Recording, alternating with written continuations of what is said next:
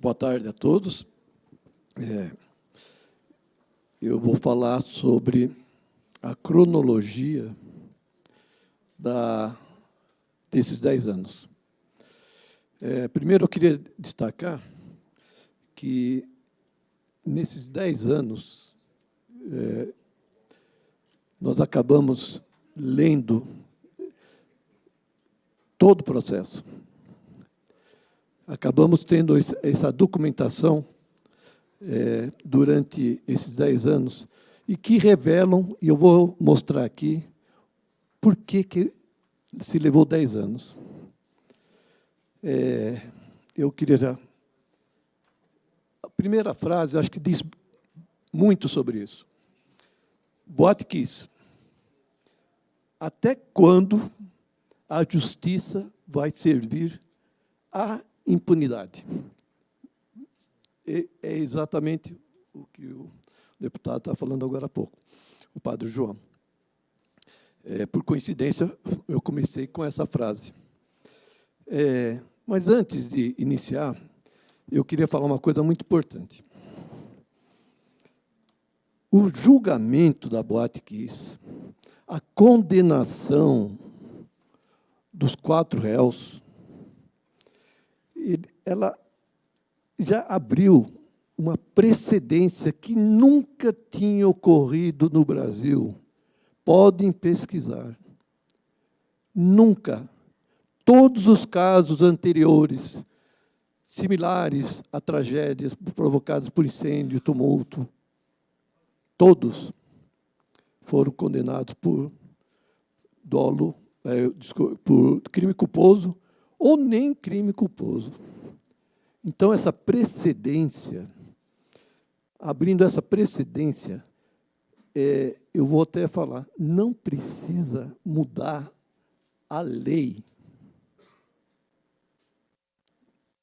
Tem que se aprimorar as normas, sim, mas a lei já prevê que quem comete um crime de dolo eventual, aquela pessoa que assume o risco, seja por omissão, seja por negligência, seja por qualquer motivo, ela assume o risco, já houve uma condenação por dolo eventual no Brasil, nesses casos. Não houve nenhum caso anterior a isso. Então, eu quero dizer que o que precisa é que seja exercitada a lei. Por muito pouco, os 4 réus não seriam julgados por um júri popular.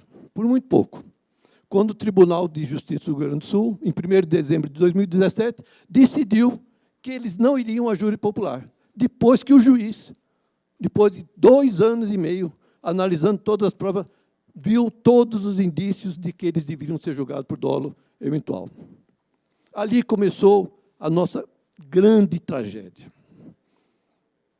Além dos entes públicos, que o Ministério Público do Rio Grande do Sul retirou todos que deveriam responder também, esses 4 réus, por muito pouco, o Brasil não teria ninguém sendo responsabilizado pela maior tragédia em ambiente fechado do Brasil, a 3ª do mundo, onde, na Argentina, nos Estados Unidos, na França, mesmo na Rússia, todos, embora não tenham feito, eles reclamam muito que os pais da Argentina, os pais dos Estados Unidos, reclamam muito que esses casos precisariam ter mais gente ainda a pagar. Mas, pelo menos, o prefeito foi afastado, o responsável pela área de segurança e meio ambiente na Argentina foi preso, os músicos foram presos, o manager da banda foi preso, os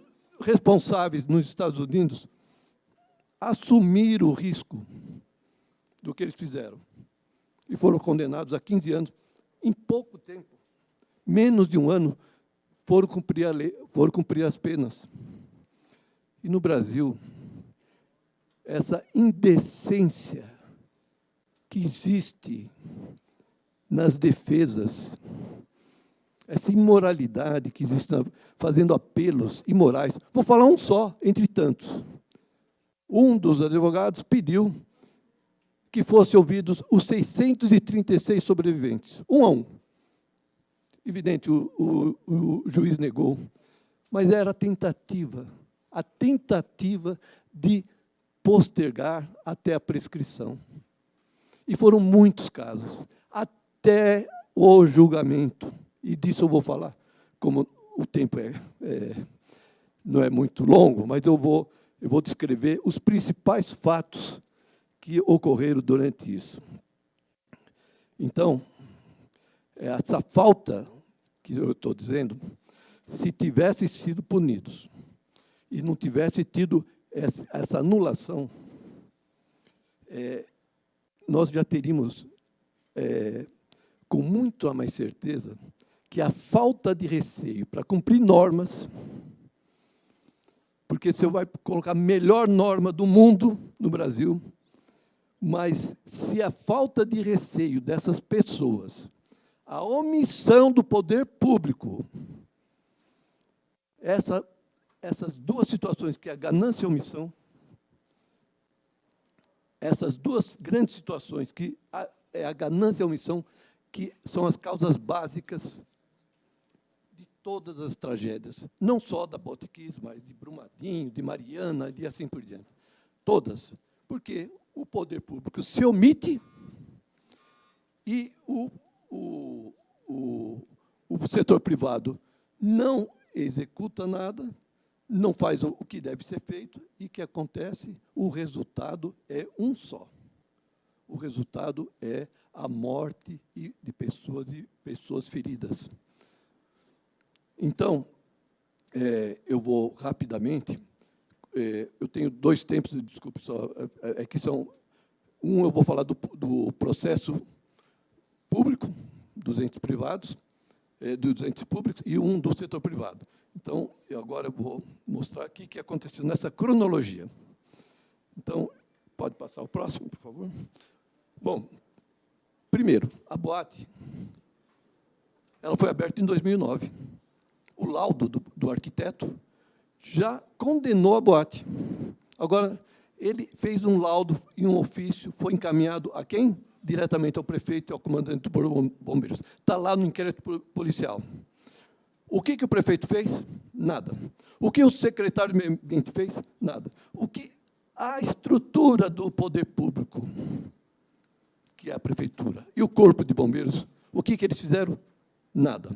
Ela continuou aberta durante 3 anos e meio até a ocorrência da tragédia. Por favor. Em julho de 2011, houve uma troca dos promotores. E aí começaram a fazer o TAC, o termo de ajustamento de conduta, e esse termo de ajustamento de conduta deixava a boate continuar aberta, mesmo com graves irregularidades, que eram conhecimento, inclusive, dos proprietários. Está isso no inquérito policial. Pode seguir, por favor. Até que, eu nem vou falar da boate, porque dói muito. Então, simplesmente o que aconteceu lá foi o artefato proibido e houve o estopim, que provocou toda aquela morte. Não foi só o fogo e a espuma. O fogo e a espuma foi o estopim. Mas 242 pessoas morreram, porque não tinha saída de emergência, porque tinha o caminho era obstruído para a rota de fuga, não tinha sinalização no chão, que era obrigatório. A sinalização no chão, senhores, senhoras, fez com que metade dos jovens que morreram no banheiro, porque ali tinha a luz, a única luz que tinha naquele momento. E eles foram guiados pela luz do banheiro. E essa pilha de 1 metro de mortos ali, entrelaçados, que foi falado aqui. Metade dos jovens morreram nos banheiros, guiados por aquela luz. Se tivesse aquela sinalização no chão, obrigatória, que o arquiteto apontou e que ninguém cumpriu, esses jovens não teriam ido para o banheiro. Haveria uma tragédia, mas não seria tão grande. O proprietário, eu vou seguir, porque, sinceramente, vocês me desculpem, mas são muitas causas. Mas vamos lá. Após a tragédia, isso pode passar já, Já falei. Então, aí, parei. Quando o Ministério Público, que nós percebemos que eles estavam enrolando, os promotores estavam enrolando, já nos processaram, já fizeram de tudo, mas, enfim, eles não queriam, não arquivaram, não denunciaram os entes públicos. Por quê? Segundo palavras do desembargador Arno Vernon, não sou eu que estou dizendo, ao desembargador, que não foi processado por eles, disse que eles se sentiram fragilizados para se colocarem também no processo, porque eles não colocaram os entes públicos da prefeitura. Foi isso que ele falou. Então, esse promotor foi gravado pelo Flávio, e ele disse que ele tinha certeza, lá na prefeitura, que tem mutreta, certeza. Isso eu tenho certeza que aconteceu, mas como vou provar isso? Vou prevaricar, enfim, aí continua essa situação. E por quê? Porque também o promotor responsável à época teria que responder. Ninguém está dizendo que ele é culpado, como diz o advogado presidente da OAB. Mas eles precisam responder. O que resultou foi que eles arquivaram os processos e não há nenhuma sindicância interna na prefeitura até hoje. Vamos seguir. Pode seguir. Bom, eles arquivam, pode seguir. Mas aí quem é o primeiro a ser processado? Quem é o primeiro a sentar no banco dos réus? O Flávio Silva, que está ali.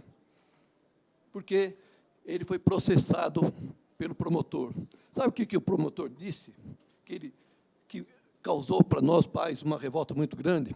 Ele disse, está escrito, publicado, não tenho do que me arrepender. Ele é o responsável à época. É uma vergonha de uma pessoa que é o responsável. Eu não sou engenheiro. Eu não sei. Gente, por que deixou a boate aberta? Por que fez um TAC? Que se ele não fiscalizou. Vamos continuar. Aí o Flávio processado, eu processado, a Marta processado e o Sérgio processado. Aí nós não... eu vou só passar aqui rapidinho essa parte com referência à Corte Interamericana, porque nós vamos falar sobre isso na próxima coisa. Então, vamos seguir. Então, nós fizemos algumas ações com a Corte Interamericana, mas a gente vai falar com mais calma. Então, vamos seguir. Aí, vou já chegar no julgamento. Apesar de tudo isso, o STJ considerou, em 18 de junho de 2019, que os réus deveriam ir a júri popular, considerou por unanimidade. Destruiu todas aquelas teses toscas, sem sentido, que eles não tinham nenhuma intenção. Sim, não tinham nenhuma intenção. Um deles, um dos proprietários, mandou retirar os extintores, por sinal, perto do palco, porque não combinava com o ambiente. A estética não era bonita. Esses extintores, se estivessem em ordem, funcionando, poderia ter evitado a tragédia. É a mesma coisa que um capitão de navio mandar retirar os botes salva-vidas. Ele está assumindo o risco. Aquelas barras que foram colocadas ali, depois que a prefeitura também errou em deixar a boate aberta, mas o outro proprietário, colocou barras na frente da porta de exaustão, que eu vou mostrar a porta de exaustão. A porta de exaustão dá para passar cinco pessoas por vez. Ele colocou 2 barras ali, só deixando uma pessoa passar por vez. Ali nós temos fotos, senhores, que poucos pais viram, mas nós tivemos que ver. Jovens prensados ali. E ele se diz, eu sou somente um sócio. Eu era somente um sócio. Aí teve o julgamento, não tinha como não serem condenados. As provas estavam, os indícios todos mostraram provas, documentos, testemunhas. E eles foram condenados a 18 anos de 18 a 22 anos, os 4. Quando isso aconteceu, eles receberam o habeas corpus ali. E a decisão do STF, pelo ministro Fux, não, há mais de 15 anos tem que cumprir a pena. E foram presos.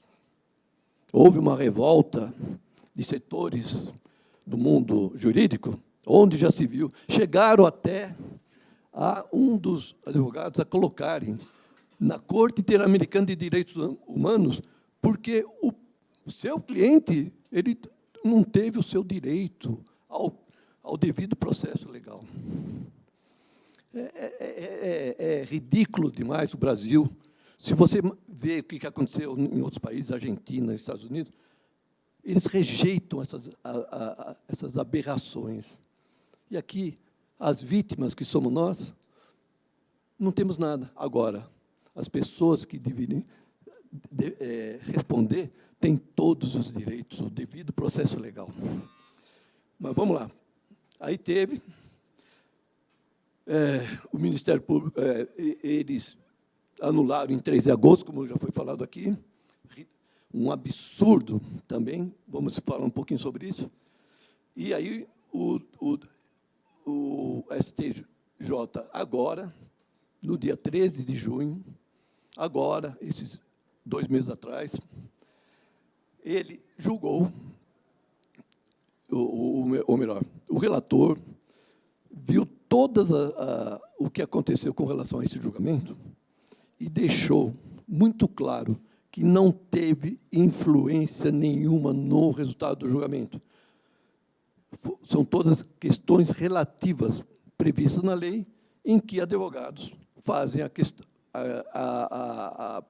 fazem todo o trabalho fora do prazo, esperando o resultado para depois entrar com as ações. E o Tribunal de Justiça, por filigranas processuais, aceitou isso. Então, eu vou só estar quase terminando. Bom, foi isso que eu falei agora, o ministro Rogério Schietti. Nós estamos aguardando agora a decisão de mais 4 ministros. Então, essa decisão, um deles pediu vista, o outro também pediu vista, nós estamos aguardando a decisão. Essa porta aqui, ó, só para ficar claro, eu vou levantar, porque é preciso que as pessoas entendam. Essa porta aqui, ó, passa 5, 6 pessoas. Está vendo essa barra aqui? Aqui é a parte de fora. Está vendo? E lá dentro tinha outra barra. Esses jovens foram prensados ali. Sabe por que ele colocou isso? Para evitar que os jovens fugissem, sem pagar. Já fazia um caminho tortuoso para o pagamento. Se alguém disser que essa pessoa não assume o risco, colocando na porta de exaustão, ele não está colocando na porta da saída da cozinha, não está saindo na porta da saída da rua. E colocou barras ali. Pode continuar, por favor? Bom, é isso que eu estava falando. Não, volta um pouquinho, por favor. Que eu só quero...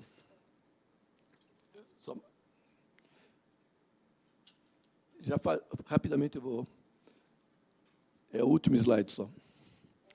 Bom, o que é preciso, gente, infelizmente, é acabar com essa situação muito clara de que o padre João falou agora sobre esse tempo que já é horrível, esse tempo longo. Pais já morreram, 2 sobreviventes já morreram. Os pais continuam angustiados com isso. E a gente ouve falar, coitado dos réus. Até foi falado aqui que os réus também estão pagando. Eles vão viver a vida deles. Nós não vamos ter mais nossos filhos. E eles causaram isso. O que acontece... Aí, pode pôr, por favor? Aí. Não, vai mais para frente. Aí. Eu quero só terminar isso aqui, ó. Eu vou só ler isso aqui como final. Aí, ao pessoal de imprensa, jornalistas, eu acho que vale. Eles nos ajudaram tanto. Então, volta lá, que eu tenho que ler o que está escrito. Põe na penúltima.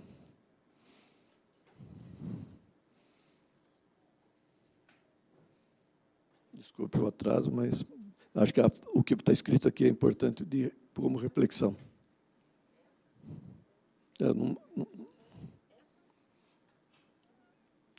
Acho que é uma anterior, porque esse é o completo. Eu quero só fazer um resumo. Aí, parou.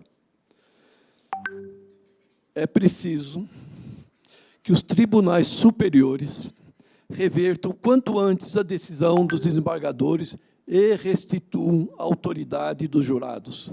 Mas, mesmo que isso aconteça, o caso que deveria ter se tornado um paradigma no combate à negligência já é mais um entre tantos exemplos a demonstrar como a morosidade, a ineficiência da justiça incentiva a irresponsabilidade e o crime. Editorial do Globo.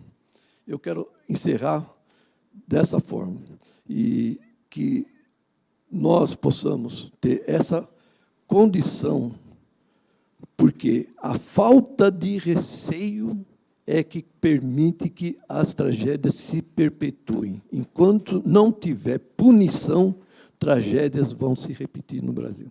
Obrigado.